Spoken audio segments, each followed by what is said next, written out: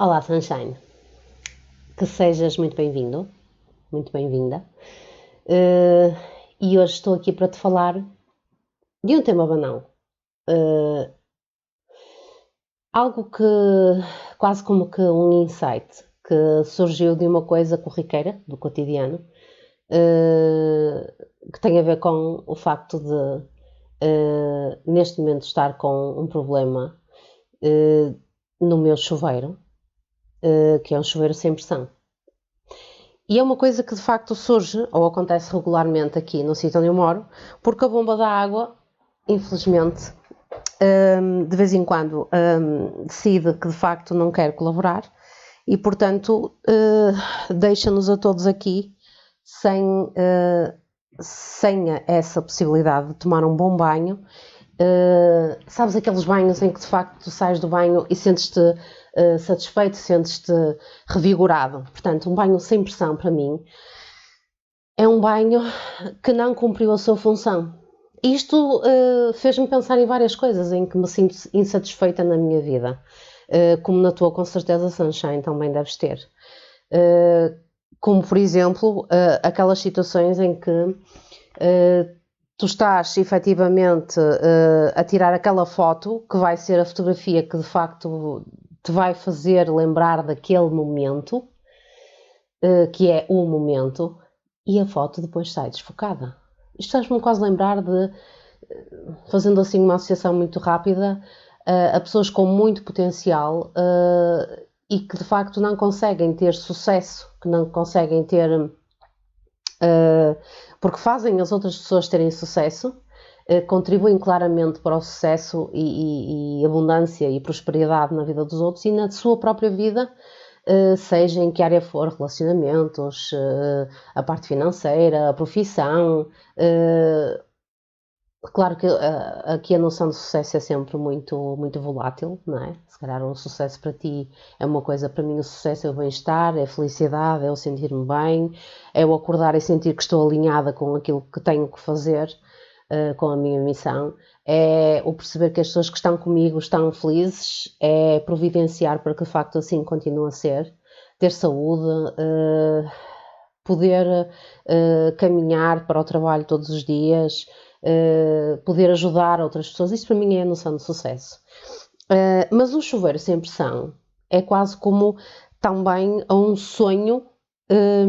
Isto faz-me lembrar muito uma das letras de Bruce Springsteen, vocês devem com certeza conhecer.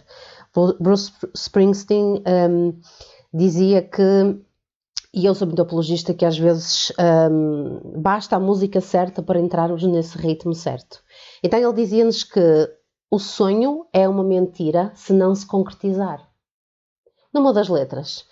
E de facto, pergunta depois, ou será algo pior? E eu acredito muito que um chuveiro sem pressão se equivale a uma série destas coisas, em particular a um sonho que não foi concretizado. Com certeza tens ideias, tens ideais, quase te posso chamar um idiota.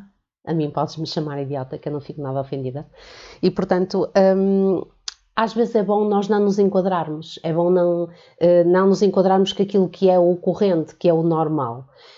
E durante muito tempo eu tentei enquadrar-me, tentei ser aquilo que as pessoas esperavam, tal como com certeza tu já passaste por isso, e cheguei à conclusão que não queria mais fazê-lo.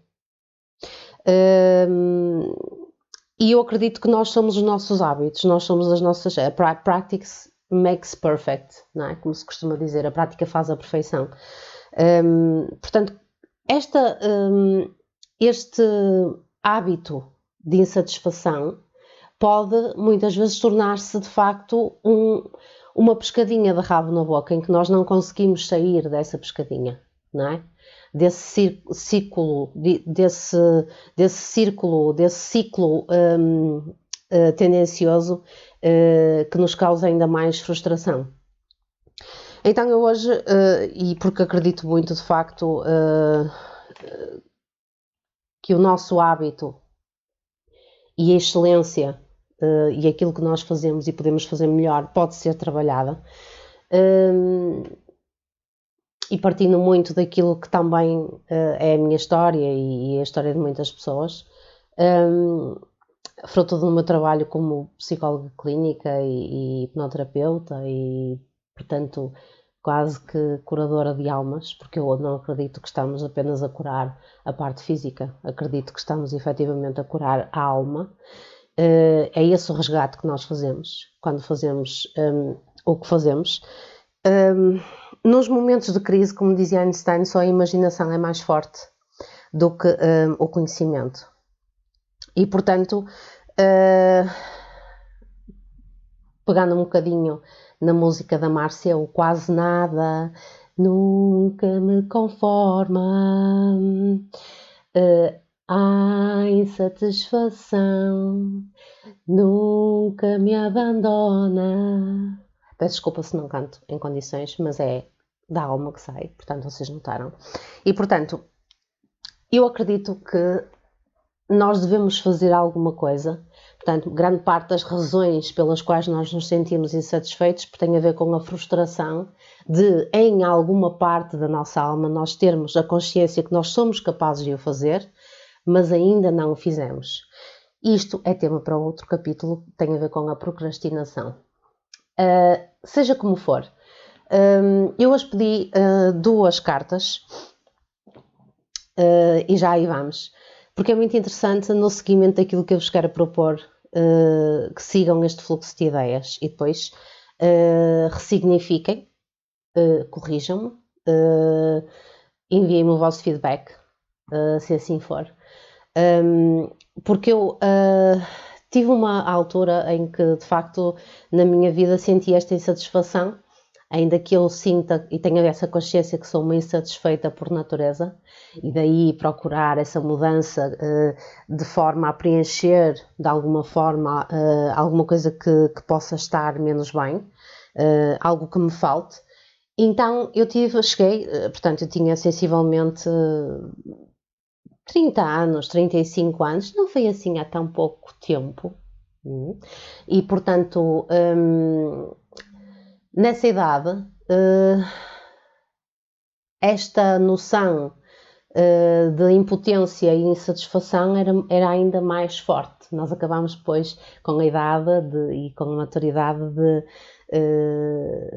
conseguirmos dentro de nós acomodar algumas situações e assimilar de forma a podermos agir diferente. Então fui ter com o meu pai, nessa altura, e ele estava, como sempre estava.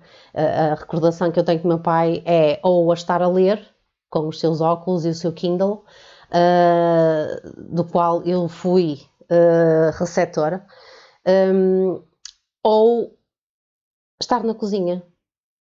O meu pai era o homem que cozinhava para todas as mulheres da casa. A minha mãe não tinha jeito nenhum para cozinhar. Isto especialmente porque não gostava de cozinhar, a não ser ao domingo, que tinha cá toda a gente. E, portanto, o meu pai estava na cozinha com o seu avental. E então eu entrei de rompante na cozinha e disse-lhe: pai, estou aqui com um problema e portanto queria falar contigo sobre isso, porque com a mãe não posso falar, porque a mãe está com outras situações para resolver, portanto também não vou assoberbá-la mais, mas tu és o homem que eu preciso para ter esta conversa. E o meu pai, com o seu ar sereno, pousou imediatamente tudo o que estava a fazer. Eu não me lembro que ele tinha um facão na mão, portanto poderia ter a conversa corrido muito mal. Pousou o que estava a fazer, olhou para mim e disse-me: tens a certeza? Tens a certeza que queres falar sobre isso? E eu fiquei muito indignada com aquela resposta do meu pai, porque eu senti-me, na altura, primeiro, não estava de todo a contar com aquela resposta, até porque o meu pai era alguém que, de facto, não tinha longas conversas, mas sabia ouvir. Porque o meu pai parava tudo exatamente para fazer aquilo, apenas aquilo. E então ele repetiu. Ele deve ter lido no meu semblante, na minha sobrancelha ligeiramente subida, e disse-me: tens a certeza que queres falar sobre isso? E eu disse-lhe: pai, então,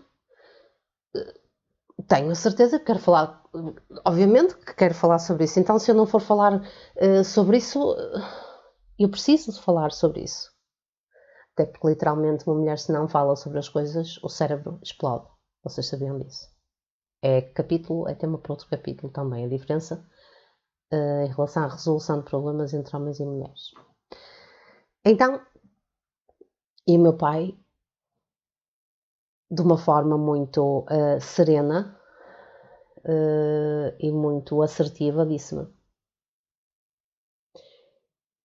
se fores falar sobre isso, é porque não podes fazer nada sobre isso. Em vez de falar sobre isso, o que é que vais fazer sobre isso? O que é que tu podes fazer que dependa apenas de ti sobre o assunto? Isto a propósito de chuveiros sem pressão, insatisfação, sonhos que não são concretizados. Como dizia o Springsteen, que são de facto mentiras. Um sonho é uma mentira se não se concretizar. Ou será algo pior. Portanto, já Einstein dizia que a debilidade de atitude era a debilidade de caráter. E eu achei muito interessante essa ideia, porque não é que a pessoa tenha falta de caráter. Eu acredito que nessa altura Einstein referia-se sobretudo, e isto eu posso vos referir de onde é que eu tirei, de facto é um dos meus manuais de consulta, Einstein para despistados. Aconselho-vos, é muito bom. De Alan Percy. Então, o que ele nos dizia era precisamente isso, porque eu acredito que quando nós estamos a falar de caráter, falamos sobretudo da forma como nós encaramos o nosso ser. E isso vai se reproduzir em comportamento. Portanto, a nossa autoimagem, o nosso autoconceito, reflete-se depois, portanto, na nossa autoestima e na forma como nós agimos. Portanto, isso vai se traduzir em debilidade de caráter. Portanto, se nós estamos com falta de atitude, nós vamos ter debilidade de caráter, porque nós não vamos ser aquilo que efetivamente podemos ser. Uma das cartas que nos saiu foi a carta Seja Grato. Eu vou aproximar um pouquinho mais. Seja grato. Portanto, o número é o 32. E se vocês fizerem as contas comigo na numerologia, o 32 é precisamente o número 5. O número 5 é o número da mudança. E, portanto, ao falarmos sobre estas questões, é óbvio que nós temos que ser gratos, ou trabalhar a nossa gratidão, é precisamente quando o chuveiro não tem pressão. Não é quando o chuveiro tem pressão. Porque sermos gratos pelas coisas boas é super fácil. Agora, Sunshine, seres grato pelaquilo que é difícil na tua vida, isso sim é obra. A segunda carta que nos saiu é muito interessante também. E eu confesso-vos que ainda não domino muito bem o significado desta. É uma carta nova que eu comprei. Eu sou assim uma curiosa destas coisas, portanto, é precisamente do oráculo lunar. E é muito interessante porque tem a ver com a mitologia grega. Portanto, eu tive cadeiras de mitologia grega na faculdade. E então também gosto muito destas áreas. Então, esta é a carta de Lilith. É uma deusa, ok? É uma deusa da mitologia. E se vocês perceberem bem esta carta, se observarem, vão perceber que é uma deusa que está nua, que tem serpentes aos pés. Neste caso aqui, a serpente também representa a transformação, não é? A perda da pele, a mudança da pele. E tem ao lado uma coruja em baixo. Uma coruja, que tem a ver com o símbolo da sabedoria. Ora, meus amigos, Lilith era precisamente uma deusa lunar, que se consta que foi a primeira mulher no paraíso. Não foi Eva. Ahaha. Portanto, esta senhora apareceu antes de Eva. Antes de Eva. Portanto, e ela foi feita por Deus, consta-se, que foi feita por Deus a partir de Adão. E como esta Lilith não se conformou porque não foi obediente, no fundo, se vocês lerem um bocadinho acerca, e aconselho-vos também, é muito interessante, acerca da experiência de Ash, do conformismo social, porque é que nós todos somos conformistas, ou porque é que nós obedecemos sem questionar qualquer tipo de lei, e as pessoas que não o fazem são vistas como outsiders, não é? Lilith foi precisamente essa mulher. Ela não respeitou as ordens para ser obediente. Ela não quis ser obediente. Ela achou que não era o lugar dela. Então o que é que ela faz? Ela abandona o paraíso. Ela abandona o jardim do Éden. Ora bem, minha gente, uma mulher que tem tudo para ser feliz só tinha efetivamente que obedecer. E por conta disso achou que não devia ficar, que não devia estar lá, que preferia, portanto, abandonar esse lugar confortável e procurar a mudança. Eu identifico imenso com ela. Gostei muito desta carta. Portanto, este caráter de Lilith é cheio de contradições. E esta lenda reflete muito isso, reflete estas oposições entre aquilo que poderia ser perfeito, não é? Mas que nós consideramos que já não é. Afinal, é o chuveiro, não é? Mas o chuveiro, afinal, não é perfeito. O chuveiro não tem pressão. E há falhas, e há contradições, e há faltas, e há algo que já nos falta. E, portanto, o número 5, mais uma vez, da primeira carta, e daí a mudança. E seja grato. Portanto, seja grato mesmo pelas dificuldades, seja grato por aquilo que não está bem. Porque isso é que leva à mudança. É nós temos essa consciência, temos a consciência que não queremos viver no jardim do Éden. Não queremos ser obedientes. E, portanto, esta carta também nos diz, relativamente a esta, como dizia Einstein, que a debilidade de atitude era debilidade de caráter, aconselha-nos a tomar medidas corretivas para fazermos algo. Ou seja, é muito interessante, porque diz-nos mesmo, deve tomar medidas firmes para sobreviver corajosamente e contrariamente a todas as estatísticas. E as estatísticas, não é? Valem o que valem. Portanto, nós para isso, para agirmos, precisamos de nos preparar. Precisamos de preparar o caminho. Precisamos de ensaiar. Precisamos de imaginar na nossa mente aquilo que de facto iremos fazer. Antes de uma boa corrida, calçamos os ténis, equipámos-nos. E, portanto, acabamos por nos preparar para esse caminho. E nessa situação, quando nós temos de facto esse sonho que é idealizado e que está prestes a nascer, mas falta-nos alguma coisa, nós temos que efetivamente que nos sentar, temos que pensar naquilo que nos falta e daí convido-vos também, no seguimento deste vídeo, para fazerem comigo uma estratégia também para trabalho de objetivos. Portanto, Sunshine, é muito importante que consideres neste processo a morte, em qualquer processo de mudança, a morte e o renascimento.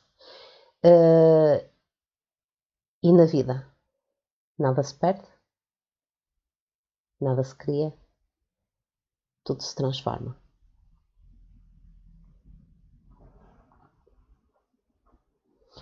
Portanto, aqui e agora está na hora de agir. É melhor eu chamar o pistoleiro, possivelmente. beijos no coração.